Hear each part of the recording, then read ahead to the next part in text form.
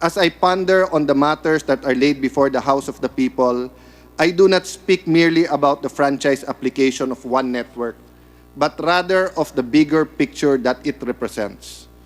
Siguro agree po tayong lahat na ang malalaking negosyo, lalo po kung sila po ay powerhouse sa media, hindi dapat makialam sa eleksyon para protektahan ang kanilang kandidato o itaguyod ang kandidato para maprotektahan ang kanilang interes. Ang closing remarks po ng ating speaker, Speaker Alan Peter Cayetano. Thank you to our two very able chairpersons. Sa ating mga kababayan, we, the sovereign Filipino people, imploring the aid of Almighty God in order to build a just and humane society and establish a government that shall embody our ideals and aspirations, promote the common good, conserve and develop our patrimony, and secure to ourselves and our posterity the blessing of independence and democracy under the rule of law and a regime of truth, justice, freedom, love, equality, and peace. Do ordain and promulgate this Constitution. These are the words that embody the soul of our Constitution, the Philippine Constitution. The preamble is more than just a set of ideals strung together without rhyme or reason. It establishes the foundation of what we hold as immutable truths and guides us as one nation seeking to understand right from wrong. It underlies our very democracy and the freedoms that spring from it. The preamble of the Philippine Constitution articulates a vision of a God-fearing and democratic Filipino people. So that when we are in doubt, pag may duda po tayo, as to the kind of society we are committed to, kung anong klaseng lipunan po ang ating pong pinagdadasal at hinahangad. And as to what government has been established for, pag nag-iisip tayo para saan ba na meron tayong gobyerno, we can simply go back to the preamble and reconnect with our core. It is a touchstone of those beliefs and values that breathe life into our democracy, remind us of our unique Filipino identity, and helps us define who we are as a people. Again, in case of doubt, when we are adrift in troubled waters, the preamble is the lighthouse, shining a path to safe harbor. Isang gabay, hindi lamang sa uri ng ating lipunan at gobyerno, isang gabay kung ano ang tama at anong mali. Filipinos believe in democracy, but we are also mature enough to accept that democracy is not perfect. Yet, despite its imperfections, we hold that the democratic ideal of a government of the people, by the people, and for the people remains the best system in the world. At a time where so much of what we thought was permanent has been shown to be mere illusions that can be washed away in an instant, the words of the preamble provides a comfort to our people, as it speaks of a vision of the Philippines that is built on equality among its citizens and an abiding trust in the democratic institutions that are meant to protect and promote our well-being. In crucial times, I constantly look to these words that articulate our common vision. As I ponder on the matters that are laid before the House of the People, I do not speak merely about the franchise application of one network, but rather of the bigger picture that it represents. There's no doubt, mga kababayan, this franchise issue has a bigger picture and is more than just simply giving a franchise to a private corporation. For there is a bigger picture, one that spreads far beyond the business interest of one family and the concerns of one corporation. If perhaps we had to go through this process without the shadow of this pandemic looming large in our collective futures, then it is likely that many of these issues we had to discuss these past days would have a different weight and bearing. Maaring instead of 12 hearings, baka 25 hearings ito. Ngunit, but as we cannot change the circumstances that we find ourselves in, so we do it with our best, we do it with as best we can, with the resources that we have and the time that we have on hand. Taken against the massive loss of lives and livelihood brought about COVID-19, the issue of this franchise pales into nothingness. As I have said in the past, we cannot possibly measure the fate of one corporation against the millions of our kababayans in the Philippines that are all around the world who are now in economic and public health limbo. During these past months, as the whole world struggled to cope with the effects of the virus and the entire nation convulsed with the disruption of our lives brought about by the quarantine, Congress has not been idle. Nagtatrabaho po ang Kongreso.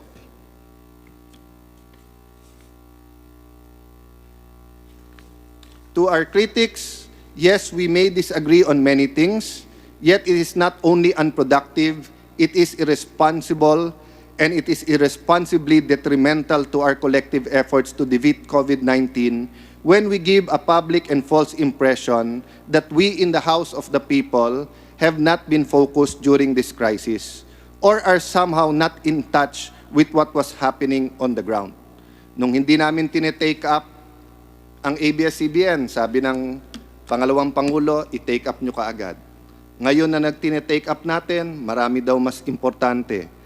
Yes, as we required of us and despite valid reservation, we have tackled the contentious matter of the franchise application of ABS-CBN. But away from the public limelight and media scrutiny, we have also prioritized the needs of our citizens in response to the current crisis. Aside from Republic Act 11469 or the Bayanihan to Heal as One Act that provided more than 200 billion pesos for the government social amelioration program and more than 100 billion more for response, including for our frontliners and for PPEs. This also includes, among other, the passage on second and third reading of House Bill 6817, an act that penalizes the discrimination of people afflicted and suspected to be positive with COVID-19. House Bill 6953, or the Bayanihan to Recover as One Act, which focuses on the response and recovery interventions of COVID-19 pandemic, which we expect to be tackled in a special session soon. House Bill 6815, the Arise or Accelerated Recovery and Investment Stimulus for the Economy of the Philippines Act, a stimulus package with an appropriated amount of 1.3 billion, which we are looking for. Dahil sabi po ng Finance Department, we don't have that money. So, congressmen and women are working hard looking for this money that provides for programs and policies to promote growth and sustainable development in response to the economic loss in the country from COVID-19 pandemic. House Bill 6864, or the Better Normal for the Workplace, Communities and Public Spaces Act, that establishes practices that should be observed by Filipinos for the duration of the pandemic. House Bill 6920, the Cures or COVID-19 Unemployment Reduction Economic Stimulus Act, that establishes a special fund with an appropriated amount, a few billion pesos, that shall be dispersed primarily for the implementation of infrastructure projects across this priority area. Sorry, I think to the trillions of pesos, no? Health, education, agriculture, local infrastructure, livelihood. Or yung sinasabi po natin na agriculture and tourism-related infrastructure. As well as 10 other bills pending and resolutions specifically for the purpose of helping our frontliners. We have held investigations in aid of legislations and inquiries to the Meralco billing of our electricity consumption. We have heard the DSWD on the 4Ps, the social amelioration. We have heard the different departments involved in the repatriation and reintegration of our OFWs. So hindi po natutulog sa pansitan ang Kongreso. I say this for the benefit of our Vice President, who, despite appearing to be clueless as to the real work of this Congress, has done nonetheless feels it's her duty to instruct this House on how it should conduct its business. Ginagawa po namin trabaho namin, hindi lang po nalalive sa TV, lahat ng aming mga hearings. I have directed our Press and Public Affairs Bureau to provide the Office of the Vice President or the Office of Vice President Robredo with the pertinent bills for her future press statements. And so there is hope. There is a light at the end of this particular long and dark tunnel. And no, it is not the light coming from an oncoming train. Rather, it is genuinely the rays of a new dawn. This is the hope that springs from the ideals set forth in the preamble. one that cannot be extinguished by famine, war, pestilence, nor perish in even the most toxic political climate or the deadliest pandemic. Before we even started with these hearings, I, with many of our colleagues, had already expressed our apprehension that the divisiveness that comes with this franchise issue may be too heavy a burden for our already overtaxed political balance to bear. Sadly, I note that my fears to some extent have been realized. Instead of being a process of understanding and healing, the take no prisoners, give no quarters attitude of extremists on both sides of the question, lalo po sa social media, have only served to widen the gaps between our people. And as we draw the hearings to a conclusion, we are nowhere near to resolving the political divide. Yes, malapit na po tayo from deciding and solving this issue. Pero po, kailangan din pansinin ng Kongreso yung pagkawatak-watak ng mga kapwa Pilipino. But we must do so. Our survival depends on it. We cannot continue on as we have in the past. The destructive swat left by the virus on our lives had made sure that there's no going back to how we lived once before. No, yung old normal, wala na po yun. We're looking for a new normal, a better normal. Pero let's not kid ourselves na yung dati nating alam na buhay ay mababalikan basta-basta. We can only move forward, whether it is dealing with COVID-19 or dealing with the ABS-CBN franchise application.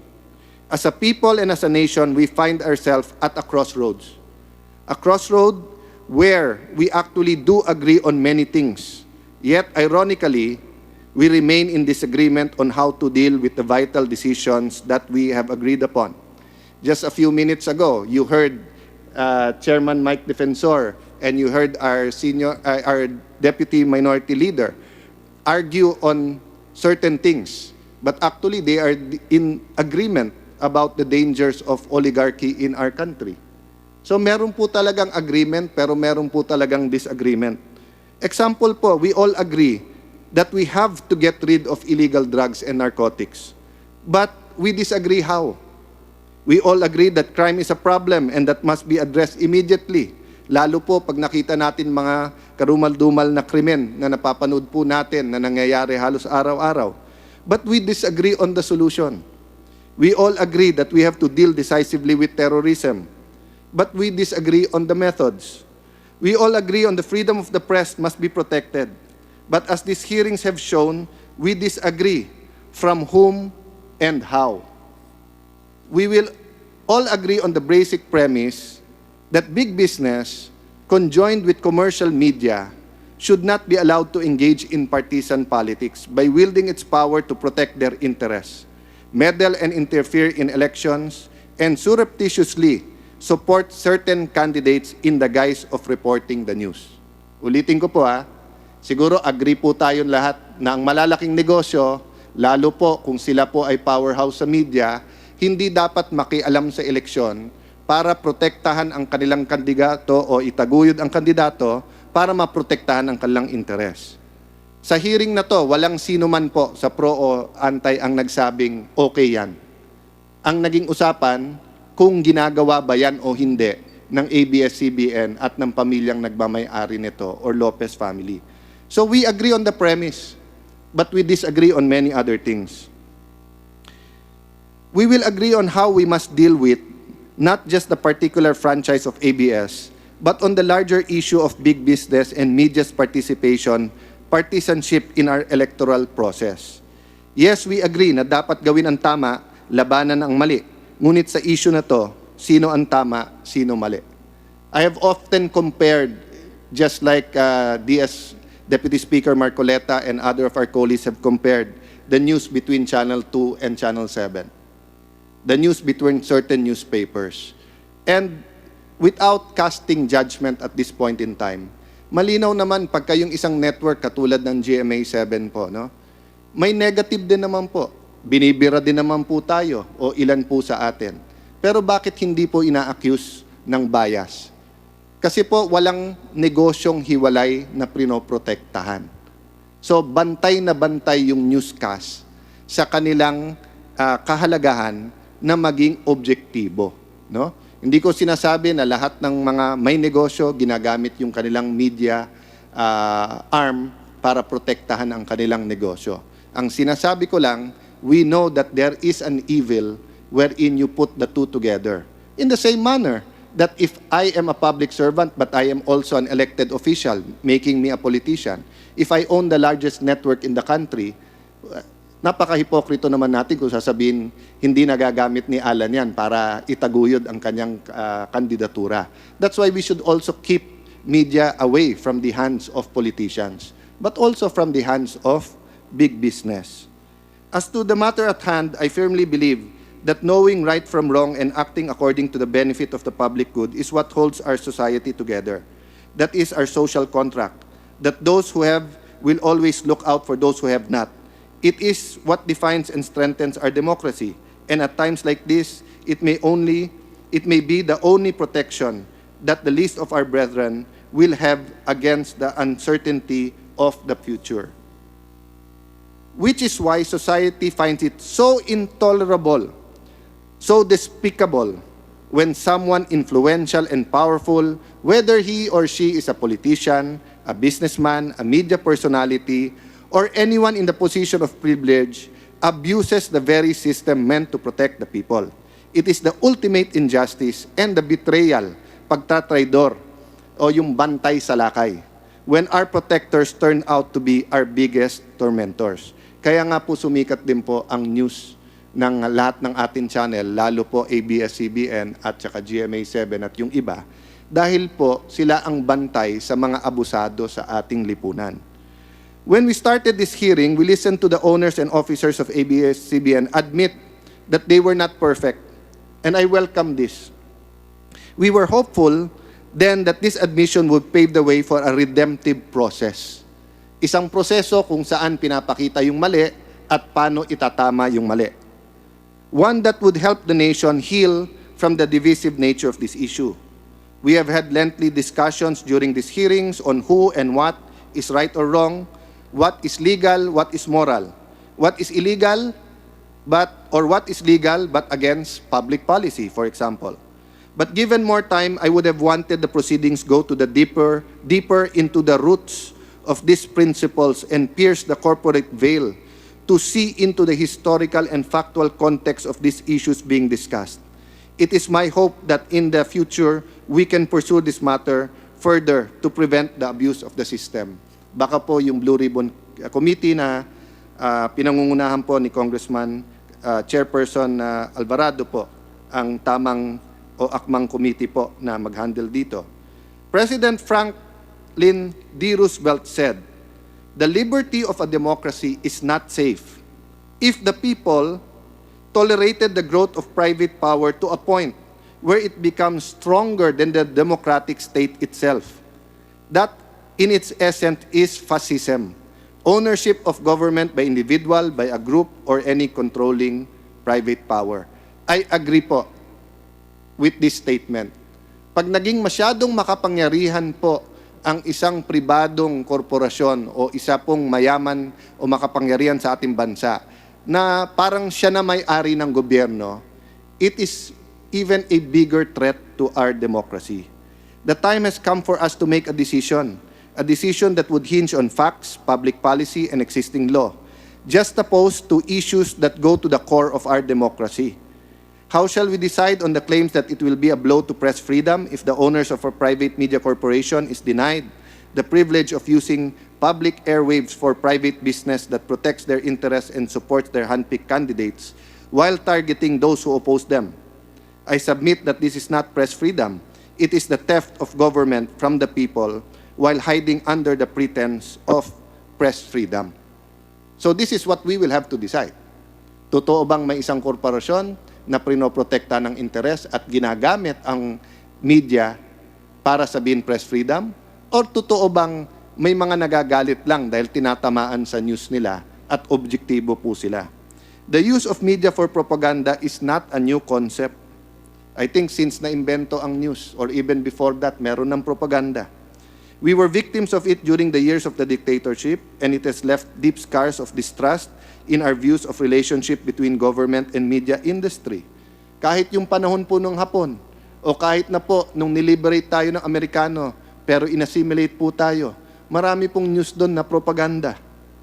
But even as we guard against the abuse of public officials and the peculiar and sacred place that free press holds in our consciousness, blinds us to the fact that big business is just as likely to use media to mold public opinion and perception as the meanest tyrant. So wag po tayo pumayag na maging diktatorial ang kahit sinong gobyerno sa Pilipinas. Huwag tayong pumayag na ang politiko ay didikta sa media. Pero ganun din po yun kung big business ang didikta sa ating media. These hearings, despite the unfair and unwarranted attacks it has elicited from both from the supporters and haters of ABS-CBN, has afforded the nation with a rare glimpse on the fragility of our democracy, on how the very pillars that we thought were holding it up were merely facades that hid the ugly, selfish side of the political system. An elitist system that sadly still favors and protects those whose days are spent behind gated subdivisions, while casting to the wind those Filipinos who have to scourge for the very walls that make up their homes. In Ecclesiastes chapter 3, we are reminded that there is a time for everything, and a season for every activity under the heavens. A time to be born and a time to die, a time to plant and a time to uproot, a time to kill and a time to heal, a time to tear down and a time to build. And in every time and in every season, whatever the Lord sees fit to give, we have to trust in His wisdom. He will make the fullest of it. So tayo din po, kung ano man ang payagan ng Panginoon na season, we have to make sure we make the fullest of it. So we may have to make this hard decision. So let us make sure that this decision counts and will put the Philippines on the right path towards strengthening us as a democratic country that cares for our people. And so whatever the outcome of these hearings, I am satisfied that we have heard, and what we have heard, that can be the basis of a legally and morally sound decision. Whether Congress grants the ABS-CBN or the Lopezes another 25-year franchise or denies the application. Now, as we await the final decision, I would respectfully ask all parties to refrain from making speculation. Wala pong mangyayari po kung magsisiraan po tayo or may fake news or worse, resorting to lies and false information that can only muddle the issue. Believe me, nothing will come out of it except maybe more grief for your cause, as no member of Congress wants to be manipulated. The media doesn't want to be manipulated. Businessmen and women don't want to be manipulated. But kami dito sa Congress, ayaw din po namin na kami ay mamanipulate.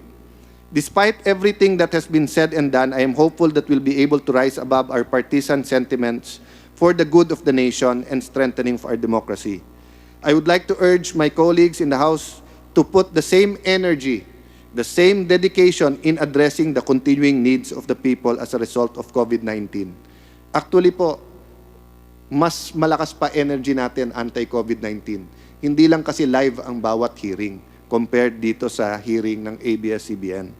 As we look for ways to solve the big problems of our economy, let us not forget to devote equal time to finding solutions to the day-to-day problems facing those whose livelihood have been adversely affected. Mga barbero, mga massage therapist, maliliit na kalenderya, mga may stalls sa mga iba't ibang mga mall, mga taxi, jeepney, tricycle drivers, and both the performing and creative artists, entertainers, singers, dancers, actors and actresses, the entire creative industry, no? Not just those belonging to ABS-CBN. They are very hard hit by this pandemic.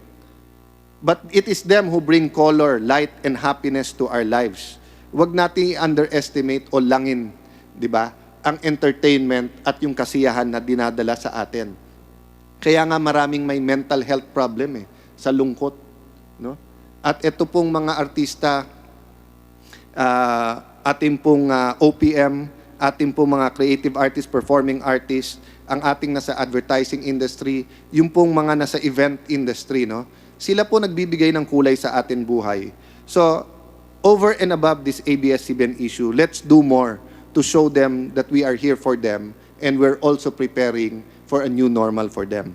I thank the leadership and members of the Committee on Legislative Franchise and the Committee on Good Government and Public Accountability, Chairperson Alvarez, Chairperson Alvarado, maraming salamat sa inyong dalawa. Sa lahat po ng membro ng committee, sa lahat po ng authors, sa lahat po na nagsalita, sa lahat po ng resource persons, including din po ang ABS-CBN management, at lalo po dun sa mga resource persons na medyo mahirap at masakit na magsalita, pero ginawa pa rin nila ang kanilang magagawa. So lastly, may I appeal to every member of Congress and to the people they represent. Makinig po tayo. Let's listen to the summations that are coming today. Yung pong magsasalita na isa-sum up po niya ang kanyang pagkaintindi at mga i-highlight na punto sa 12 hearing.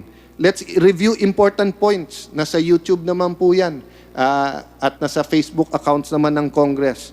Let's review yung mga nangyari sa hearings. In that way, we can all form a judgment that is well-informed. God bless the Filipino people. God bless the Philippines. Maraming salamat po sa inyong lahat.